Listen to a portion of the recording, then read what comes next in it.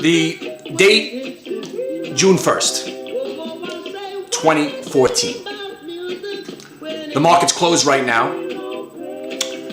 My suit, $850. Tie, $65. Shirt, $85. What does that mean to you? Absolutely nothing.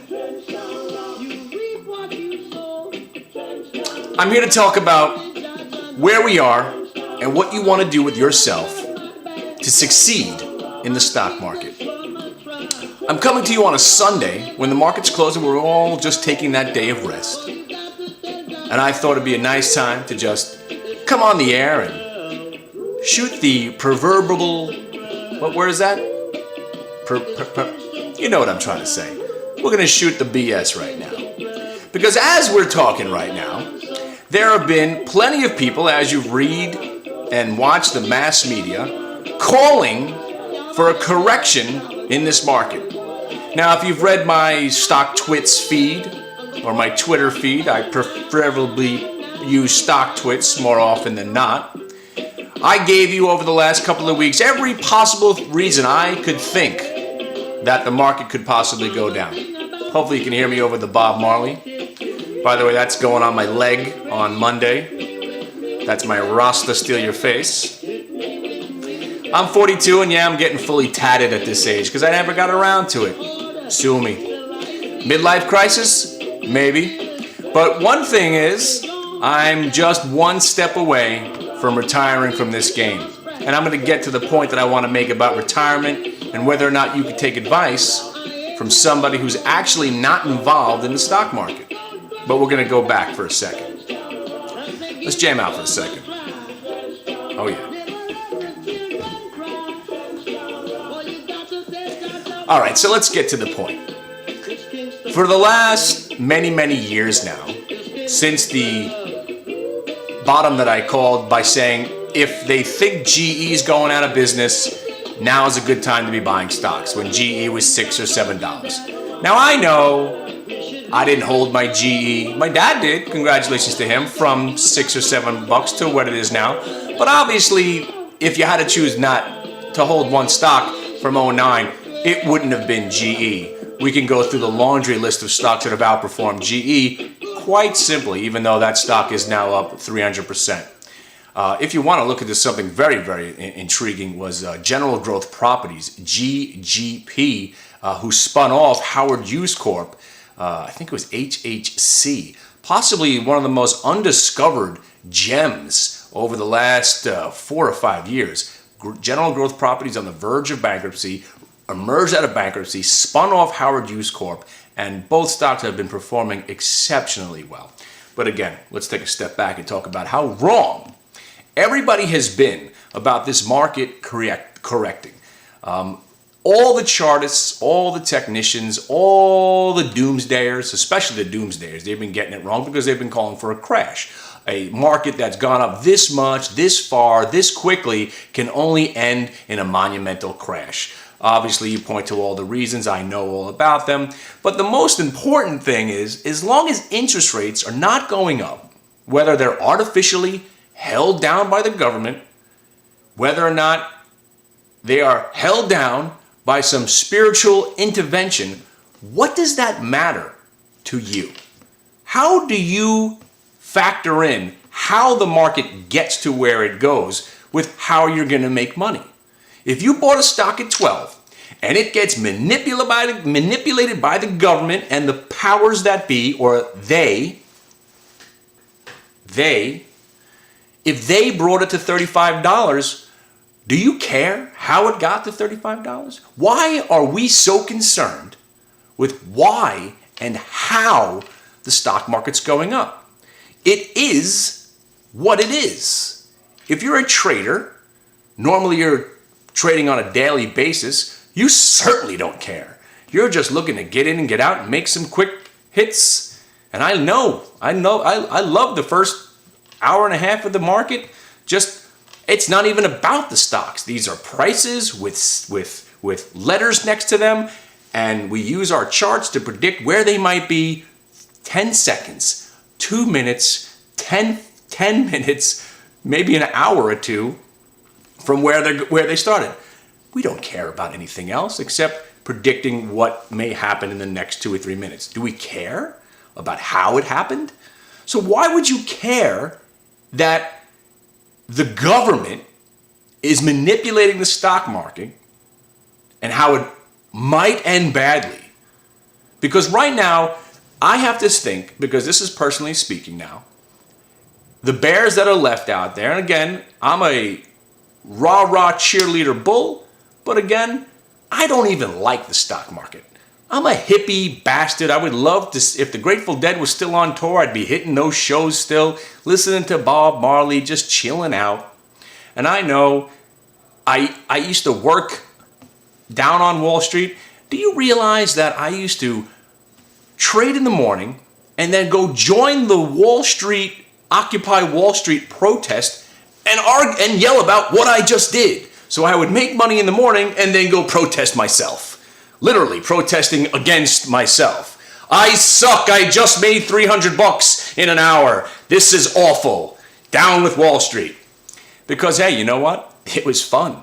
It was fun. They had a couple of good points. They don't want kids paying high interest rates on their student loans. But again, we're crossing many boundaries and going over many spectrums. So let me just take a pause and reflect. What do you care about how it's happening, why it's happening? Do you think the market over the last 30 years has been connected to reality? The days of the market where you could analyze a company by what they earn, break it down with earnings per share, or I hear people talking about book value. Book value? The market is completely disconnected from any type of reality. You're right. You're correct in your thinking. You are correct in your thinking that the government or the Fed stimulus is inflating this market. And yes, it could possibly lead to a downward movement, maybe a correction that will finally come. Or yes, the deadly crash of 20 or somewhat percent. But do you think for a second, after we saw what the market did in 2008, how it plummeted down 50%, all hell was breaking loose, don't you think for a second that the government would now prevent that even from happening? Don't you think the tripwires, the price protection team that's out there, don't you think that they're in more control of the market now than they were before? So if there's going to be any crash or correction, it's going to be, once again, government manipulated, bringing the market down. So then the powers that be, they or the 1%, could then buy cheaper and make money on the way back up. Stop caring about why.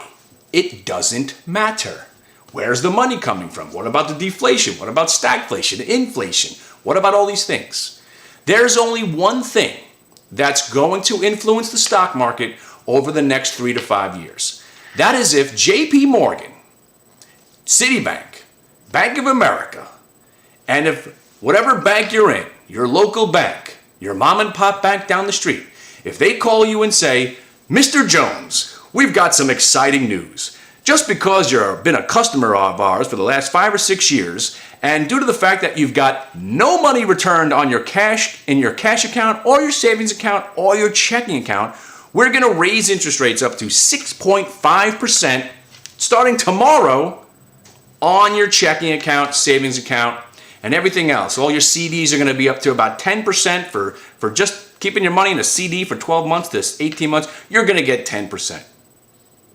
Until you get that phone call, there's nowhere else to put your money to gain any type of return. And that is why the market will probably continue to go up. Now, let me tell you about what's going to happen if the market decides to go down. Now, this might sound one of the most asinine statements that I made since when I said the Dow might hit 20,000 by last December, and I was a little bit off. But when it was at 6,000, 7,000, saying it was going to go to 20,000, we went to what, 15? what's another 5,000 points, right? It was some hell of a bull run. And I still believe the NASDAQ's going to have to get to 5,000. And I think the Qs are going to 102, then to 120, to 143. But let's take a step back again. Lost my train of thought. Wait, hang on. The most asinine statement I could possibly make right now, barring just idiocracy, the market, if it's going to go down, has to go down. Think about it. If the market's going to go down, it actually has to go down. Just hear me out. If the market's going to go down, it actually has to go down. So when the market opens up and it starts to go down and then catches a bid and then rallies and closes at the end of the day, that means that there's still buyers out there buying the dips. The market, if it's going to go down, has to actually go down. Do you think, even though I am the biggest cheerleader for this market, I don't care about the volume, I don't care about how it got there, I don't care about anything. I know that it's going up right now. So when the market goes down, I know it will probably continue to go down. Now, how do you know it's going to continue? Well, if we could actually go down, then it's going down. I know these sound like the most asinine, ludicrous statements I've probably ever made, and I've made some pretty dumb statements on YouTube. Oh, baby. Don't forget about the plunger video that I talked about. Yeah, that was a good one. If the QQQ was to break a trend line, try to rally, then fail to rally, and then start going down, hence the market going down, then we start to change our sentiment. When sentiment changes and direction changes and trend changes, if you haven't realized, buying on dips has been working now since March of 09 until it stops working. And I'm talking about a big if it ever stops working, or when. Let's say it does. What's going to happen first is the market actually has to go down for it to go down. Why did we sell our DDD at 90 and change? Why did we sell Netflix in the 400s? And the laundry list of stocks. There was an indicator known as the blow off top that we saw. And which is going to bring me to my final point because I'm getting kind of sweaty in this suit right now. I'm not wearing pants, but it's still pretty hot in here.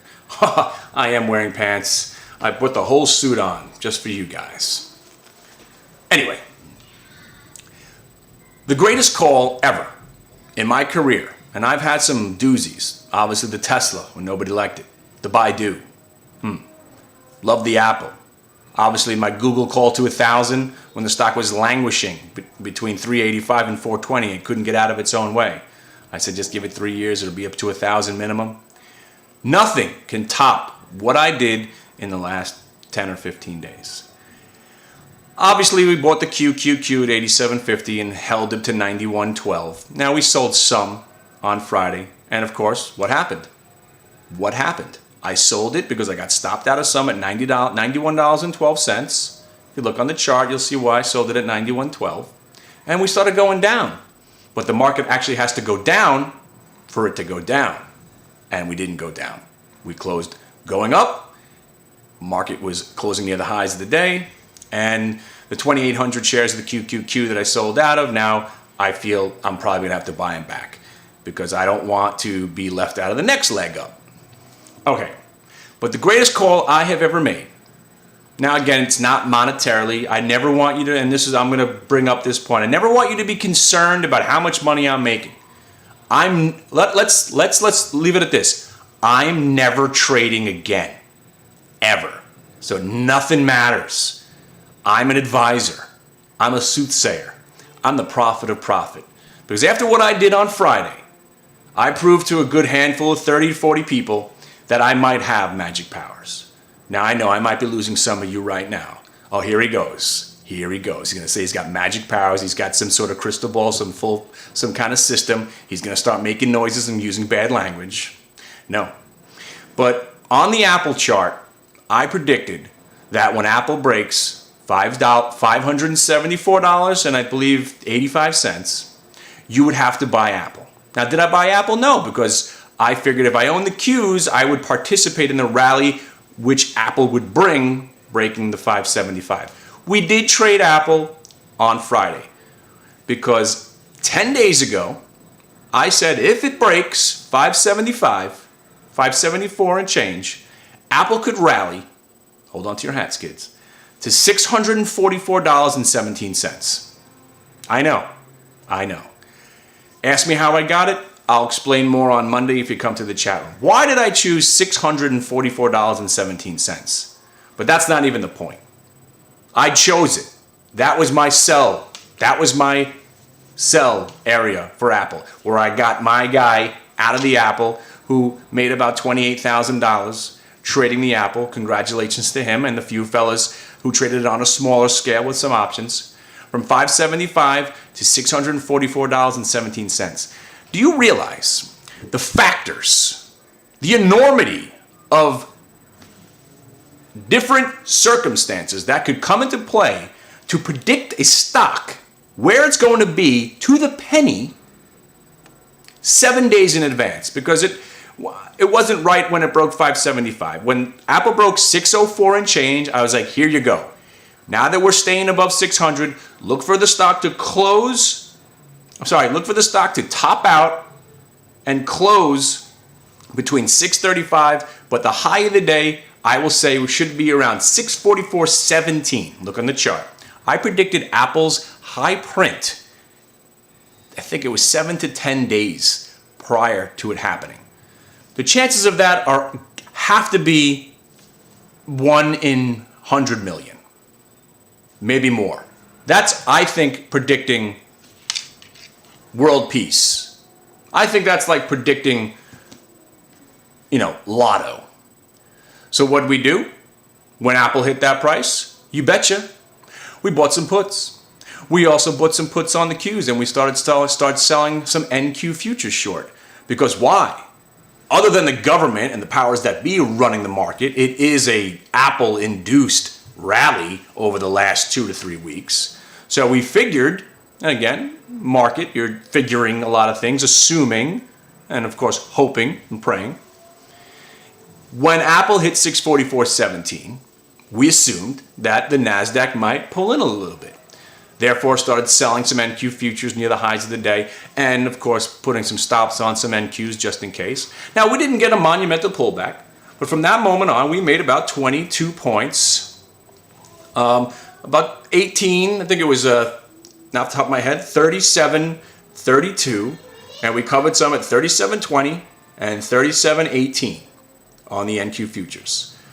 About 8 contracts. Not a huge trade, but again, that is why I'm going to wrap this video up by telling you, please, don't be concerned. And this was my problem getting starting in this trading pseudo/education, asking people for money for my advice. Because I always thought, if someone's going to tell me what to buy, they should own it themselves. Then I realized, wait a second. Every analyst that comes on to CNBC and the Fox News, if you read the disclaimer, we don't own the stock, we have no plans to own the stock, and none of our family and friends own the stock. So why the hell are you talking about it? If you love it that much, how come you don't have any of your own money involved? Well, you know what? I guess that's a big part of it. And I believe that I should be a part of every stock that I recommend. Every trade that I think people should do, I should be doing it. But what I've come to realize, talking, trading, calling people, advising people, and managing 8 accounts is virtually impossible if I'm trading my own account at the same time. So now I just make my phone calls, talk on the website, and suggest what people should be doing with their money. Because then, if I suggest it to 10 or 20 people and they all make money, as a good human being, they send me part of their winnings. Because if it was my advice that helped them, and again, if my advice hurt them, it all comes together. I don't say, look, I want every part of what you make on only good trades, like some people do. I just ask for pay one price, and you're into the amusement park, and then you've got me. You've got me for the duration of my career.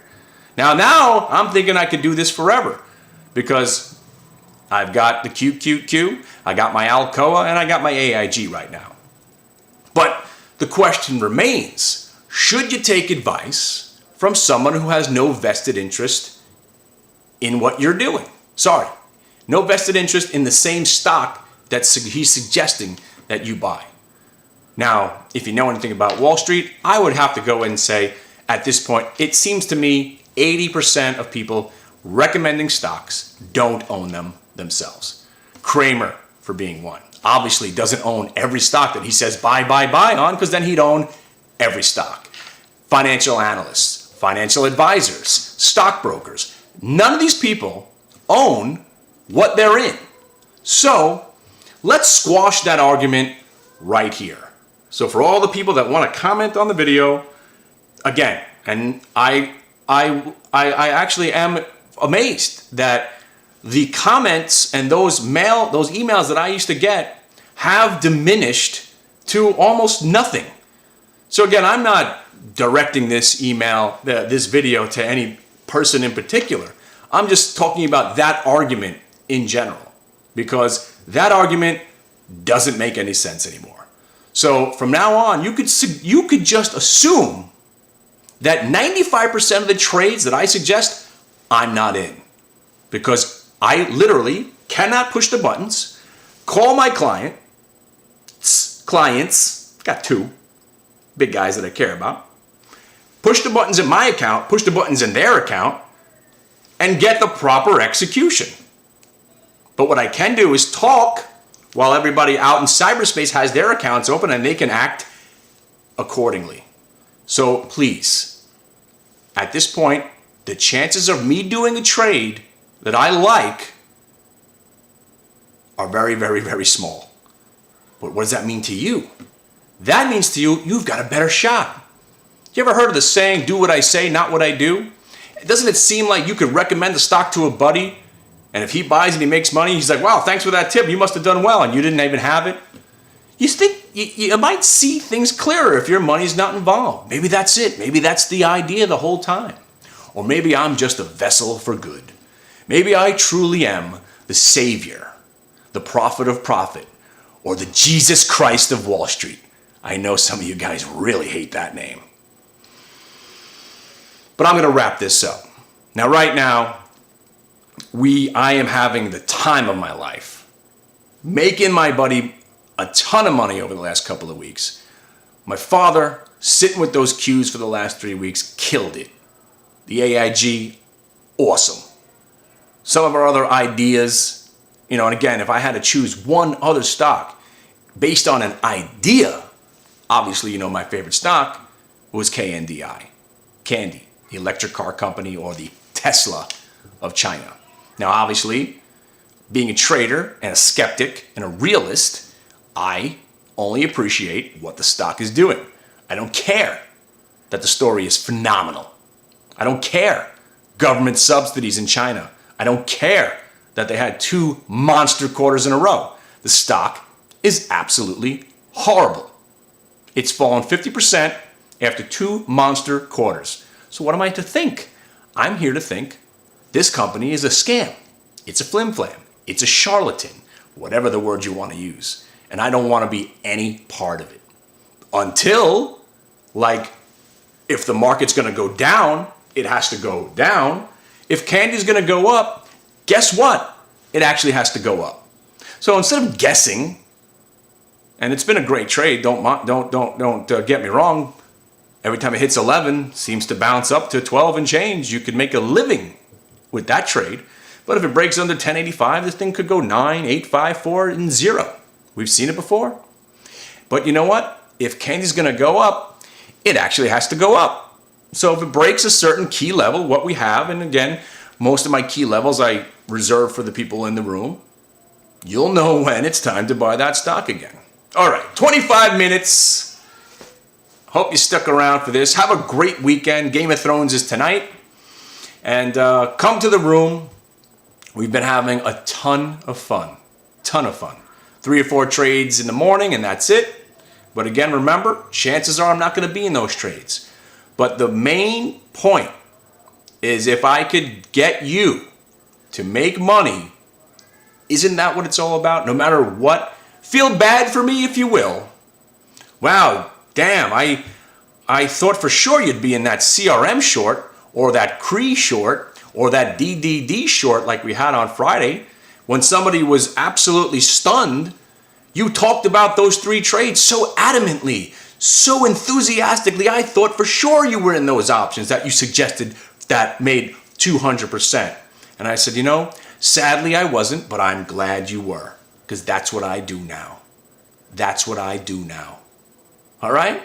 So have a great weekend. It's been great talking to you. June 1st, 2014.